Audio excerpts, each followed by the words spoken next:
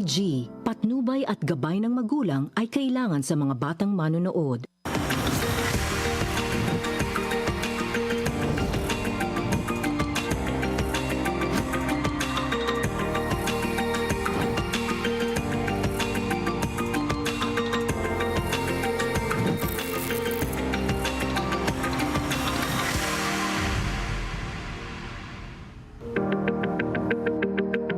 Good evening. You're watching the Chairman's Report, brought to you by IBC 13 and the Commission on Filipinos Overseas. The CFO is the agency under the Office of the President, mandated to connect the Filipino diaspora with the Philippines. I'm Dante Klink II, Chairman of the CFO and your program host. Tonight's discussion focuses on one of the most impactful sectors of our overseas communities, education. At the forefront of this effort is the Association of Philippine Schools Overseas, or APSO, established in February 1995 and further strengthened through Executive Order 252 in 2000. APSO represents 34 institutions that serve some 25,000 learners worldwide. Their schools do more than educate young Filipinos abroad. They also serve as vital anchors of Filipino values, language, and cultural identity around the world. The CFO, along with the Department of Education, supports APSO by providing policy and program assistance and serves as the Secretariat of the Interagency Committee on Philippine Schools Overseas. Through this role, the CFO helps formulate and implement policies and guidelines for the establishment, operation, management, accreditation, and regulation of Philippine schools overseas. Our featured guest tonight is a leading figure in this space. Dr. Noemi Francisco Formaran is the current president of APSO and vice principal of senior high school at the Philippine School in Doha, where she has served for 18 years. A multi-awarded educator and community leader, Dr. Formaran brings a wealth of experience from her academic, administrative, and advocacy work. A respected leader in the Filipino community, Dr. Formaran received the Philippine Professional Organizations in Qatar Chairman Citation Award in both 2022 and 2023 for outstanding contributions to the education and public service. She's also the immediate past president of the Association of Filipino Educators in Qatar and a nominee for multiple leadership awards, including the Outstanding Jubilarian Honoree of the University of Santo Tomas and the Marilag Award in 2022 for Outstanding Filipino Leader. Her life's work embodies the CFO's mission to empower Filipinos overseas and strengthen their impact on nation building through education, service, and compassion. Dr. Formaran, welcome to the Chairman's Report. Good evening, Chairman. Thank you for having me here. So, I've read that your advocacy is on mental health. Yes, that's true. Can you talk to us about how you came about that advocacy and what should the public know about mental health and then I guess its nexus with education? Okay. It is already given that since we are educators, we are pushing for quality education. Sure. But more than the education, we are also after the mental wellness and resiliency of our students. Because we notice that achievement of academic standing is much easier to have rather than having the mental wellness and balance. Because we notice that our students on the outside, they look okay. It seems that they are doing great. Right. But then after some time, you will realize that they are having problems and realize it sometimes only when it's already late. That's why after the pandemic, we decided to make sure that in our program, in our school calendar, there will always be events that will push for mental resiliency. For example, we don't need to ask our students we don't need our students to visit us. We are the ones asking them to drop by the office. If just a simple hi, hello, how are you doing? What are the things that we can be of help to you? And simple way of saying that, hey, you are not alone, we're here for you. Right. So you mentioned the pandemic. So did it become more apparent or did it become a higher priority because of how the learners were adapting to this very difficult period? Yeah, it is not a closed book that students really were affected by the pandemic. They become more isolated. I see. And their social skills are become less apparent Right. after the pandemic. That's why we decided to, as long as it is possible for us to have face-to-face events, Right. we decided to have these programs right away so that students will be able to increase their social skills. All right. So what I think I'm seeing and appreciating more is the role of the Philippine schools overseas and the social cost of labor migration, at least with the learners in your schools. Yeah. The families are able to stay together. Is there a mental health concern there also for maybe the ones who are not so lucky, who are separated, for the parents, or is that something entirely different? I noticed that there are anxieties involved for students who just came to Qatar. Okay. For example, because for the longest time, some of our students are not with their parents. They are being taken care of by their relatives, by their grandparents. So they're having to adjust. Yeah, that's why the adjustment is quite difficult because they are adjusting with their social environment, with their Right. new school. At the Right. same time, they are adjusting the reconnection with their parents. Right. And sometimes the challenge is even more when they are adjusting with their new siblings or with their stepdad, stepmom, like I that. see. And what are some of the signs that a child needs help? I mean, because it's not a physical diagnosis. I mean, Yeah. I'm not sure that's the right term. Yeah. Sometimes the students they are being absent or they are having some behavioral problems. When they have behavioral problems, that's a sign for us that this child needs help. Sometimes they are just asking for attention. I see.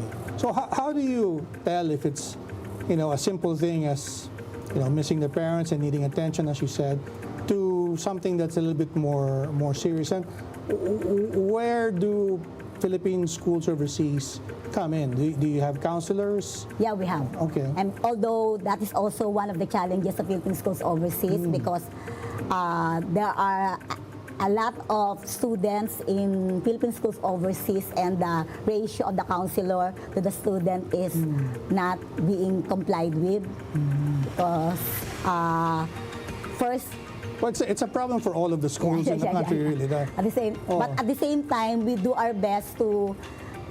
Fortunately for us, we have our teachers who are also equipped with the qualifications. So you train your faculty also and your admin If there staff? are chances for our teachers to become counselor or to attend trainings on counseling and Right. special education or social-emotional learning, then we try to send them. Yeah.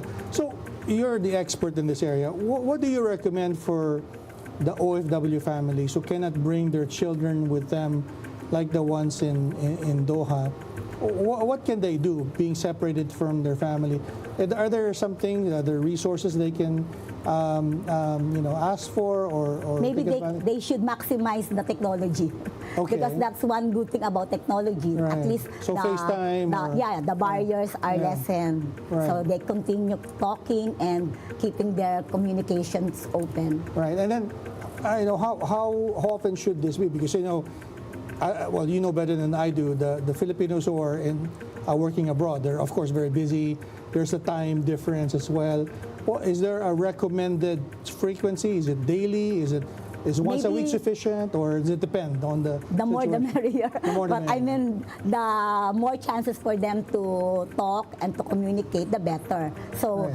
and that's the reason why time management is also a skill that they Right. should practice because time difference matter. Right. So, what do you recommend to the parents? Because I mean, they have a role to play in mental health as well, right? Yes. I mean, I can imagine how some parents would say, "Oh, problema na naman, laging problema," and then they just want to hear from their children or their relatives or maybe the spouse. But is there something they should be more aware of, an approach perhaps, or They should always because they should also think about their mental health, right? So they should take care of themselves so that they Right. can take care of their children. At the same time, they should always think that the feelings of their children are always valid. Right. They should never invalidate the feelings of their children because there are problems that can really be solved through talking. I see. And do you need to have training for this, or just a regular conversation be It will always sufficient? help that you will always find seek advice from experts. Right. And so for those who are unable to be together, is there a book, maybe a YouTube page, or There are a maybe lot other of YouTube talks? Okay. page, and also that's the very reason why APSO is grateful for the partnership with children with CYWTAC. I see. Yeah, because that's why whenever there are opportunities for us to have collaboration, to have webinar and training on how to deal with mental health, resiliency, and all, then we always grab the opportunity. Well, maybe this is something that we should partner with APSO. Yeah, definitely. Do you have enough resources to provide talks, or We always collaborate with the CYWTAC, and Okay. if there are experts offering their help, Right. then we grab that opportunity. right? So at CFO, of course, we offer the pre-departure orientation Yes. seminar and the peer counseling for young people. Is there something that we should be aware of, because most of our content includes how to settle abroad, how to open a bank account, maybe how to get a driver's license, and maybe some identity card or something like that. But how much preparation or content should there be on mental health? Should there be an exclusive one, or can it be incorporated with Or others? maybe it could be incorporated in the discussion, because Okay. the source of anxiety per area may be different. Okay. And then, what is the consequence if you don't pay attention to it? Is it grades? Is it, It's complex. And complex. sometimes it is even futile because the children who are suffering from mental health right? succumb to suicide. And unfortunately, there are a lot of students in Philippine schools overseas whom were not able to help because they already committed suicide. Oh, that's so tragic. But would it be better, would you say, if there were more APSOs or more opportunities for families to be together? Yes, or definitely. it can be managed? No, definitely, nothing can be togetherness. Okay. I think most of the people of Philippine schools overseas who are taking long time to stay in other countries because their families are with them. And so they're more secure. Yeah, they are more secure, more stable. Despite of all of the challenges you mentioned, The challenges can always be overcome if you are together with your family because you have the support system. I see. Well, Dr. Farmadan, that's very interesting. I just have to take a quick break. Please stay tuned. You're watching the Chairman's Report. I'll be right back.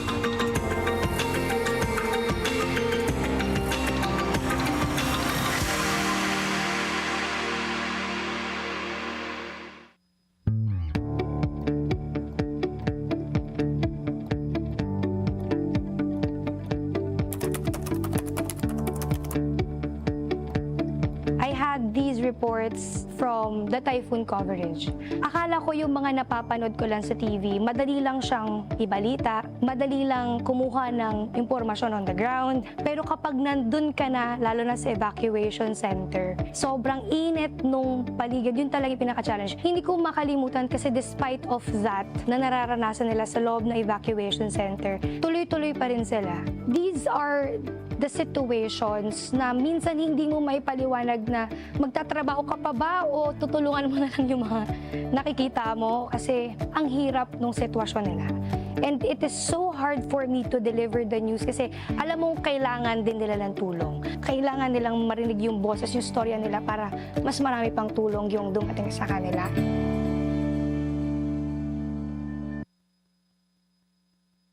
They're cute, talented, and oozing with confidence.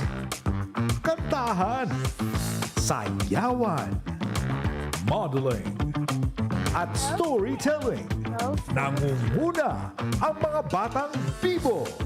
Talents Academy, tuwing Sabado, alas 4:30 ng hapon sa IBC 13.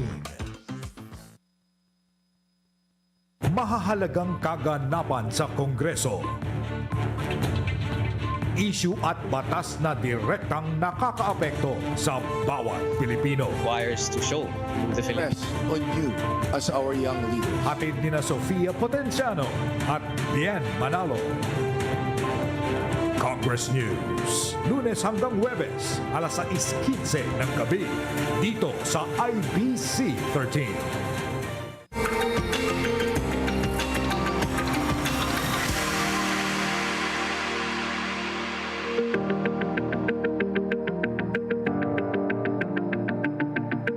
Welcome back to the Chairman's Report. I'm Dante, Klink. We're talking to Dr. Formaran of APSO. Let's talk about your curriculum, because the interesting thing about Philippine schools overseas is that you offer the Philippine curriculum, right? But of course, you also have to comply with the basic requirements of the host country, right? One of the issues, of course, here in the Philippines is the evaluation of the K-12. But how is it working in PSOs? So definitely, I push for the K-12 to continue, for the senior high school to continue. Okay. Because I know that since K-12 was established, our students have more opportunity to be accepted in global universities. I see.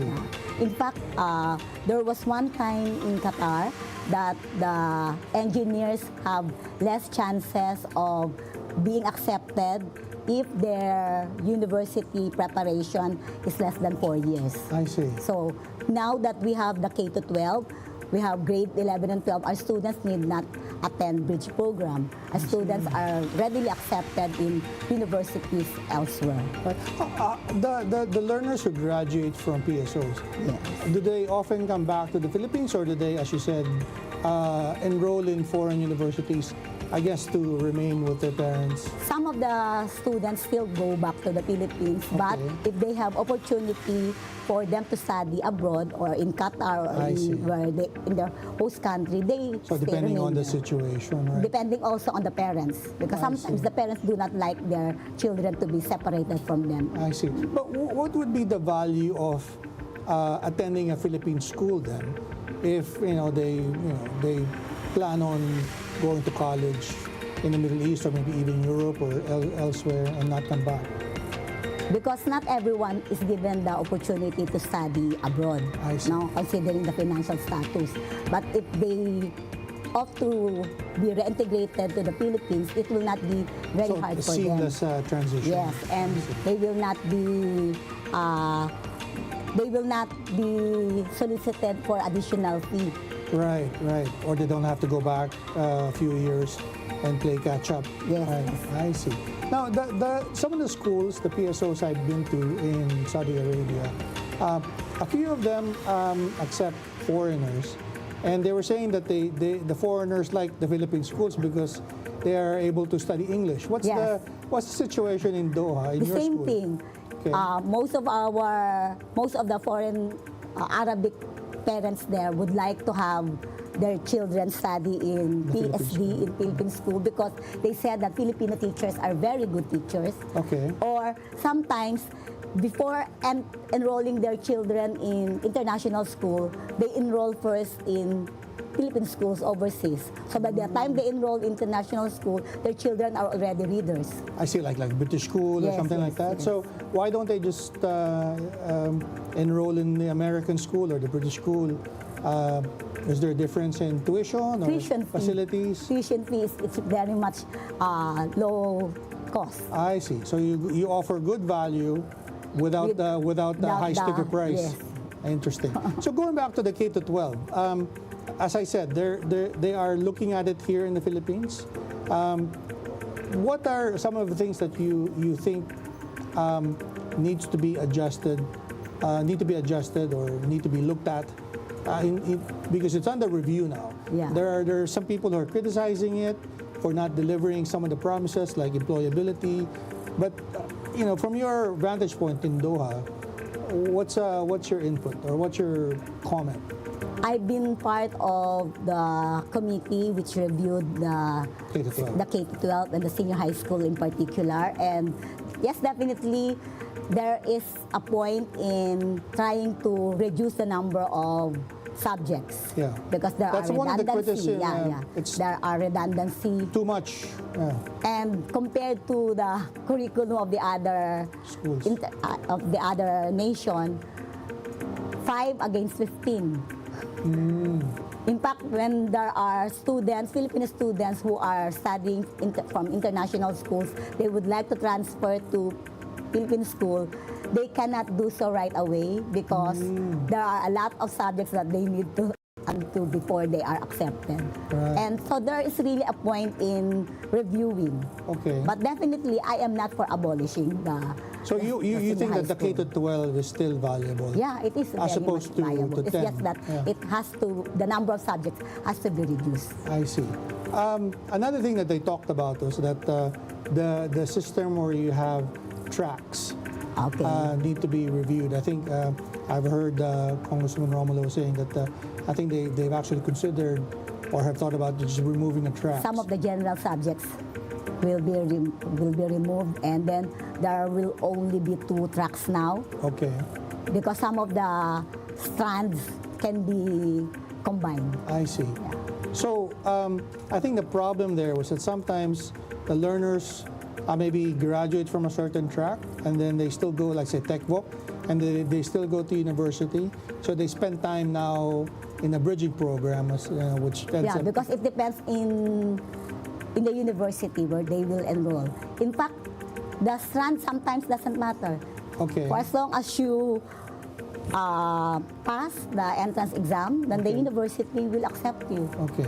Then it will be the problem this time of the child on how to cope with the subjects that he was not able to attend because it is not part of his strand.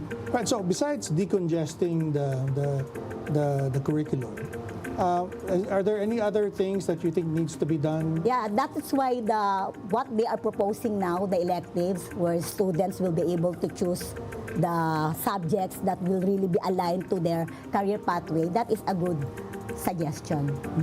And you were saying that some of the college courses are going to be taught now in senior high, or is that a good thing? Or because the problem there is that some of the college professors were now complaining that they were going to lose Because of the general subject. the general subjects. Filipino, I think, was one of them. Because if you're a pharmacist, but so if you're why some are arguing. I'm not necessarily agreeing with it, but if you're in pharmacy, why do you need to study Filipino college where you should be studying that So in high school? in what they are proposing, which I believe I agree, there will be doorway options. Like the students will be able to choose the subjects which they believe will really be useful to the career pathway that they will choose. Okay, but will there be some flexibility? Because I mean, Yeah, there will be flexibility. because at that definitely. age, I'm not sure how conscious they are or how set they are in. Let's say this is the particular. There will still be field I want to flexibility. Like if there are three electives that will really be for the career pathway that you will choose, and then another three you will consider from the other pathways. I Because see. sometimes we should also take into consideration the fact that when students enter college, sometimes their mind is really not that set yet. That is why it is important that they should be prepared. They're not decided. There should be orientation as maybe as early as grade 7 or grade 9. Not only when they are already in senior high school. It's too late. Yeah, it becomes too late sometimes. I see. Some of the other concerns among educators here is the low proficiency in some skills, particularly reading. What's the experience in PSOs? Do you have similar problems, or is it totally different? And then, what can we learn from your experience? Okay, actually, we also take teams and Yeah. peers. No, this will be the standard These are the- test for reading and arithmetic like that. But unfortunately, we have high score, even higher than the general score In the Philippines. obtained, but our score is not considered for the Philippines. Because It's you took it to the- considered you took in it the host abroad. country, yes. Ah. That's why. So is there a way to maybe... We are trying our best to make sure that our graduates will not be part of the problems being experienced. That's why we have programs like oral verification tests. We make sure that our children really do not pass without the reading skills. Yeah. So that's a problem here, because there are people who say that there is when you move an entire cohort, right, after a year, whether or not they qualified or they passed is a matter of compassion, but there are consequences to that. I mean, how do you deal with parents who go to you, well, they did not pass, and of course I'm sure they will appeal to the school, and they're afraid that their children will fall behind, and what's a good way to deal with that, because that's an issue here as well. Yeah, of course, between competence and compassion, we should always look into the entirety, no? We Okay. are more because we are not just raising a child, we are raising a human being. So, we should have a balance. Okay. And that is why it is important that there will always be parent-teacher conference, because we need to be partners. For us, grades will always just be a number. Right. What is important is really the skills that we are trying to inculcate to our children. And we sometimes, because I came from university, we know, we know before that our goal is to make sure that our students will pass the board exam 100%. Okay. That's why they are quite strict with regards to passing the exam, making sure that you do not just give your grades just like that. Right. But at the end of the day, what is more important is we are also teaching them how to have compassion. Right. So, going back to my earlier question, what can we learn from your experience? Because you were saying that your students do well in the TIMSS and the other tests, right? The test proficiency. Is it availability of books? Is it the methodology that's different? Is it something else? I mean, like the PTC offerings? It's a combination of all these things, no? Okay. There should be the proper resources, there should be the proper support system, and methodology. And there should be the commitment of our teachers to make sure that these children will really learn how to read. Yeah, but the teachers here are also equally committed, right? So what's the difference? Maybe because we are giving more time for that skill to I be see. perfected or to be practiced. Maybe that's the reason why sometimes our teachers must be deloaded with other administrative tasks. Oh, so that's something very interesting. So I think DepEd should talk to you more. We'll be right back with the Chairman's report. Talking to Dr. Formalan of the APSO. Will be right back.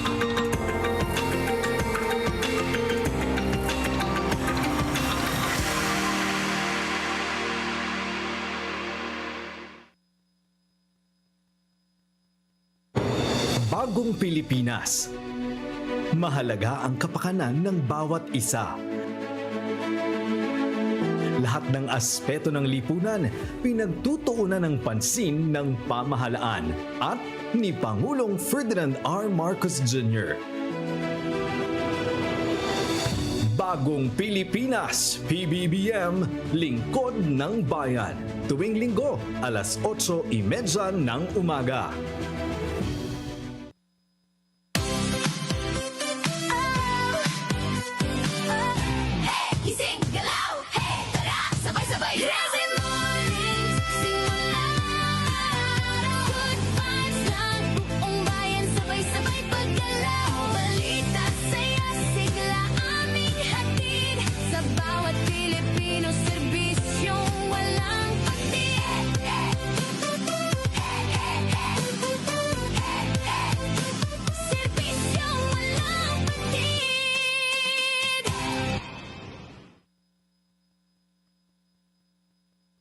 tinago po nila sa akin, yung bata.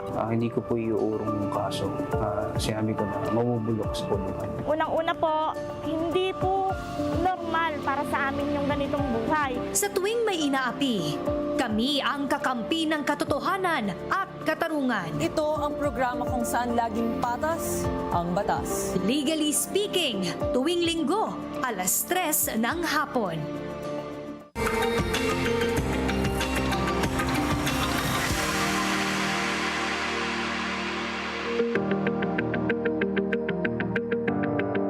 Welcome back to the Chairman's Report. I'm Dante, Klink. We're talking to Dr. Farmaran of APSO. Tell us about the institutions that you represent, that's collectively part of the APSO. How are you doing? Are there any concerns that maybe we or others in government should know about? Okay. The Philippine Schools Overseas, is always beset with different problems, no? Sure. Depending on the area where they are. But one common problem that they are facing is the competition as far as the enrollees is concerned. Okay. Because in one area, there are a lot of schools. So too many schools in some too area. many schools in some area. Yeah. Plus, the fact that they are also competing with home schools, with schools in the Philippines which are offering online education. But I heard from DepEd that's not allowed, or there's some rules. There are rules, but it still exists. but still it is existing. Okay. And of course, the Philippine Schools Overseas cannot compete. Okay. Some of the parents who are more for economic reasons will go for homeschools. Okay. Because of course they will offer lower tuition fee because they don't have building to maintain, they don't have licenses to comply with, and that has been a perennial problem for Philippine Schools Overseas. In our case in Qatar, we do not have that problem. Okay. But our problem There are two schools in yeah, Qatar. we are not actually competing as far as the number of enrollees is concerned. In fact, we want to accept them, but we cannot accept because of the limitation with the capacity. Okay. And then what's the difficulty in increasing capacity? We cannot just accept new students. Okay. Because we are limited with the capacity. And so our prayer now is for us to be given another lot so that we can increase the open space needed to comply with the capacity set by the ministry in Qatar. I see that the land where you operate your school on right now, is that owned by the Philippine School Doha? Is that given to you by It is Qatar? Or? We are paying, but some sort of a So it's on certain lease. amount. No? Okay. And then, but it is given as a gift by the Qatar government. Okay. But And then it cannot house the number of students because of the new policy set by the ministry. Right. How many students do you have now from? We used to have 4,000 plus. From kindergarten to senior high? Nursery to senior high. But since last year, we are not accepting any more nursery. And then this year, we are only accepting K2 because we are mandated not to accept new students. I see. And have you asked for a grant or permission to lease more property? What's the? We are working to buy a new land, to have new land, and that's where we are asking for help. Maybe the CFO and the Department of Foreign Affairs can help us. Although the embassy in Qatar is also doing their part. Okay, what can we do? What's precisely the assistance you need from CFO? Do we need to write someone? Do we need to talk to someone? Maybe that is to push everything that can be used to help. Maybe to push for or to reiterate the assistance that we need so that the acquiring of land can be done in a shortest possible time. Right. So your problem is a happy problem. It's you have a lot of potential enrollees, but you don't have the capacity to take them on. But in what about the other PSOs? Because I understand in Saudi Arabia there are a lot more schools, and the problem is the number of enrollees. Are there other costs that they incur, like new levies and taxes. In their case, the number of enrollees dwindle when the taxes were levied.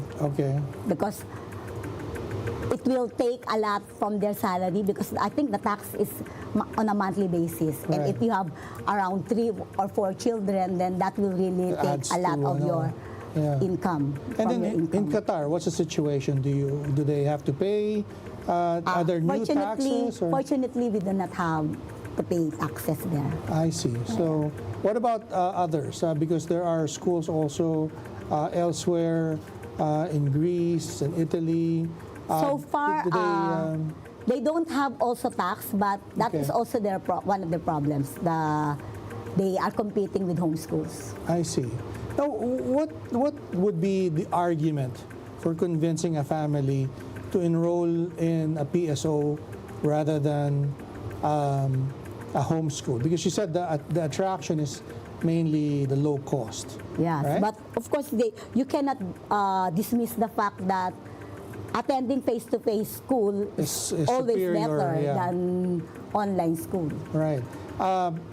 Is there an argument to be made that your graduates go to better schools or have better careers after school as opposed to homeschool? Is that something that can be mentioned, or are there other advantages? Believe, because there are other countries that do not really put a lot of points with regards to online schooling. For example, in Qatar, they do not really accept qualification coming from online school, or they give less points. So would you say, or would it be correct to say that your chances as a learner or as a graduate to apply to a university would be less because of the quality of a homeschool? Or conversely, that your chances in getting admitted to a good college is higher because you went to a PSO? Is that an accurate thing to say? Of course, because I'm an advocate of face-to-face learning, there is quite bias. But I believe the experiences that you will get in attending a face-to-face school will always be better than when you are attending online. Yeah, but sometimes the point I'm trying to make is that, of course, any Philippine education program, they have some there's a code, there's a learner's number. There are other requirements that the university would ask, and if the program or the basic ed program is not accredited or not recognized by DepEd, then it becomes an issue when you get to college, right? Yes. Maybe more requirements will be asked from you. But how often does that happen? I mean, from your experience, have you had some parents, come to you crying? They have to pay an extra year because they came from a homeschool. We're not credited. Right. Because I think if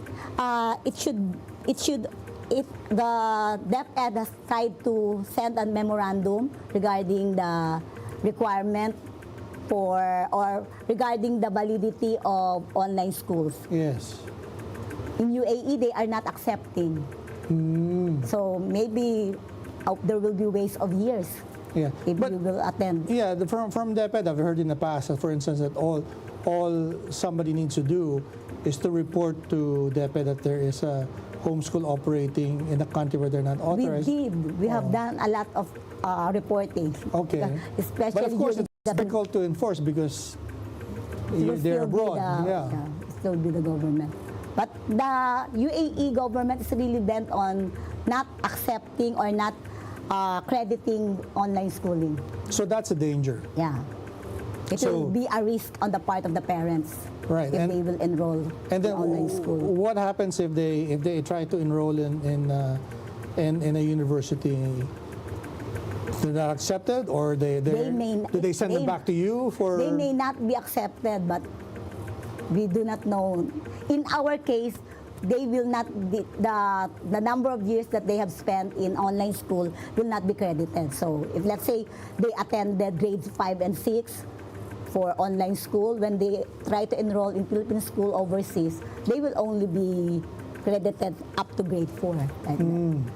Now, is there any other problem or concern that we should be talking about here in the Philippines with regard to the welfare of Philippine schools overseas? What about the voucher system? Is that something that's Yeah. a concern? Thank you for bringing that one. Before we talk to how we can be included in the voucher program, because there is a misconception that students enrolled in Philippine schools overseas That you're are rich. well-to-do, Yeah. or they can afford. But from the previous years, we realized that there are a lot of students who cannot just pay their tuition fee right away. They need to do some promissory note every examination. So any help will always matter, even if it's just 10% or 20% of their tuition fee. Plus, if we become part of the voucher program, I believe there will be certification for us to be included. So when we do the certification, it will also be our quality assurance system. I see. So it's not true that all of the learners come from well-to-do families. Because there is already a change in the dynamics, economic dynamics, no? Especially after the pandemic, then some of the parents had lost their job, or there is a change in the salary that they are receiving. If they already have their children abroad, because of course they always would like to have their family intact. Right. So, but we were talking earlier. OWA gives scholarships to some learners in Saudi Arabia. How come it's not offered in? That is also my question. That's why when I was the president of AFEC, it was Association of Philippine Educators in Qatar. Okay. It was supposed to be one of my projects. Okay. And I already started collaborating with the labor attaché then. Okay. But then the labor attaché Mosa had a very short term, so then we changed already the presidency, so it did not continue. But I am actually coordinating with the people from Saudi Arabia because I saw that they have a group for the OWA scholarship. Well, maybe we can talk about it, CFO and APSO, because we're also talking to OWA for a possible partnership, and maybe we can join forces there and make a case. Yeah, that would be a very good help to our Filipino overseas workers. Okay, all right. We'll be right back. Please stay tuned to the Chairman's Report. I'm Dante, Klink, and we'll be right back.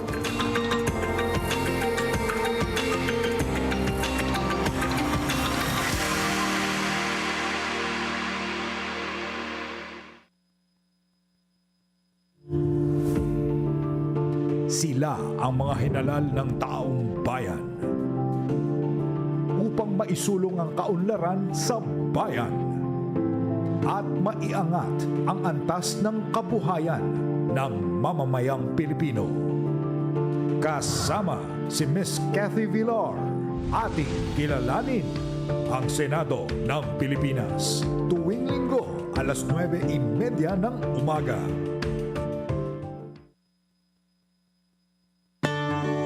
Sabi nila, bawal maligo pagod. Sabi nila, huwag matulog kapag basa ang buhok. Pero, Doc, true ba? sa dami ng impormasyon sa internet, alin ang dapat paniwalaan at alin nga ba ang dapat kalimutan? Kasama ang OPA host, Jerome San, at ang pambato sa medisina, Dr. Cel Martinez. This season, mas pinalakas ang team with pharma expert Natalia Austria para sagutin ang katanungan sa tamang paggamit ng gamot. Doc, true ba? Every Sunday, 7:30 a.m. on IBC 13. Balitang nakala. Mamulat ng kanyang mga si Presidente at si... Binantayan. Sinuri. Nilatag at inihayag. 13 sa tanghali. Kasama sina Greg Gregorio, Naj Miravalles at Zai Chua. 13 sa tanghali sa ganap na alauna dito sa IBC 13.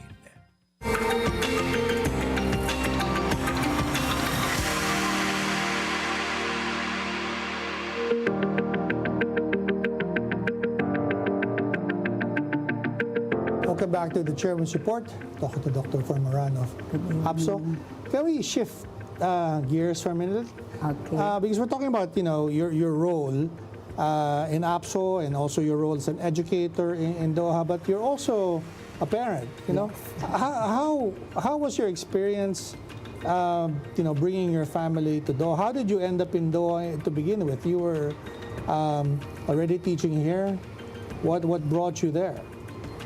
Because I had a student whose mom was the coordinator of Philippine School Doha. I see. And then for the longest time, I was thinking that I am not an actual educator because I did not graduate in the because you were a pharmacist. BS education degree. And then she told me that they continue hiring every year teacher, basic education teacher. And then I told myself that teaching in basic education is more challenging than teaching in college because there will be no lesson plan. So I challenged myself. Okay.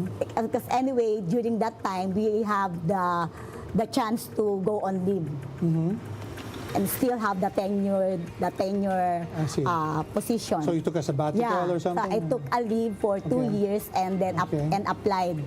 Fortunately, also, before I applied, I took my qualifying course for education and I passed the licensure exam.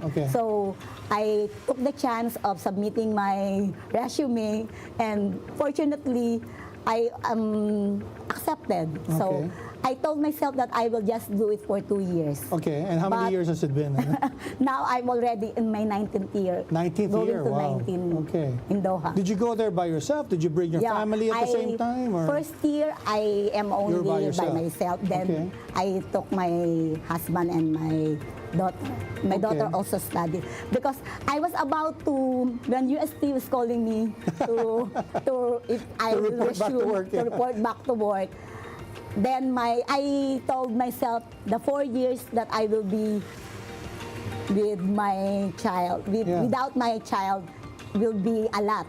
So since I have the chance to bring my daughter and my husband in Qatar, then it's okay.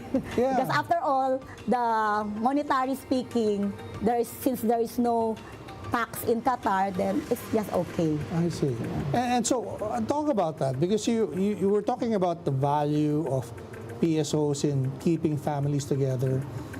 What are, looking back from your personal experience, what are some of the things you appreciate now because you were able to bring your daughter and study in Qatar where you were working? Do you think, what could have happened if that was not possible? Maybe if I did not bring my husband and my family, maybe we are part of the dysfunctional families. And or you think you would have, just gave up and come back here? Yes, because I would not like to miss the milestones of my child.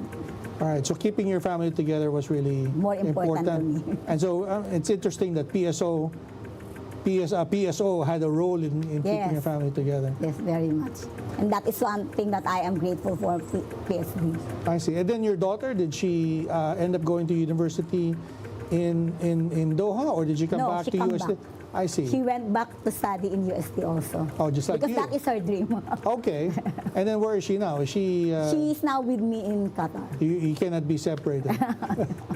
Now, President Marcos said that his goal is to make working or going abroad a choice rather than a necessity. Now, maybe from your personal experience, how can we realize that goal of the president? That you go abroad because it's merely a choice, but not because you're forced to go abroad. Then offer more opportunities for Filipinos, so that we have to improve our education system so that we will land in a better job, better paying job, or give more opportunities for entrepreneurship. Okay. But weren't those available when you were at UST before you went to Doha? Lots have changed in 20 years. Even the pay of public school teachers sometimes exceed now the pay of the teachers in In my private case, schools. it is really actually a matter of choice, not a necessity during that time. Because Okay. UST even until now It's a good institution. It's a good yeah. institution. Yeah. So what It's factor just that did- maybe I am really looking for more challenge. Okay. As far as being An educator adventure, is concerned. perhaps? Yeah. Is that Yeah. why? Are you curious to Yes. about the work? Because I was feeling then that I am quite inadequate as a teacher. Parang teacher-teacheran lang ako. Oh, because you came from pharmacy. Yeah. I see. Interesting. So, what's the long-term plan? Do you hope to stay permanently in Doha? Do you and your husband think about maybe coming back to We will retire? definitely come back to the Philippines because Okay. Doha is not naman offering citizenship. I see. Yeah. But you know, some of the PSO officials I've met, sometimes they end up migrating to Canada Yeah. or the US. Is that? Did you ever consider that? Or? Maybe it will be part of the journey of my daughter. Okay. Yeah, when she feels that she would like to But for you, migrate. Philippines is home. Yeah, yeah. Eventually. Definitely, because my other members of my family are here. I see. Now, one of the roles of CFO is to connect with the Filipino diaspora to the Philippines politically, economic, and culturally.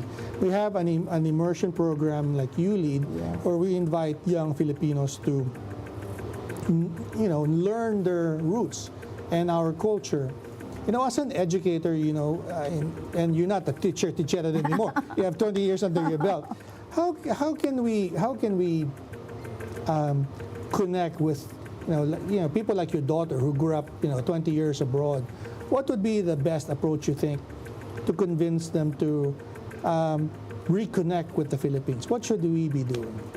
That is why it is important to always integrate Filipino values and identity to the subjects we are teaching, Okay. to the programs we are implementing, to make sure that they do not forget their roots.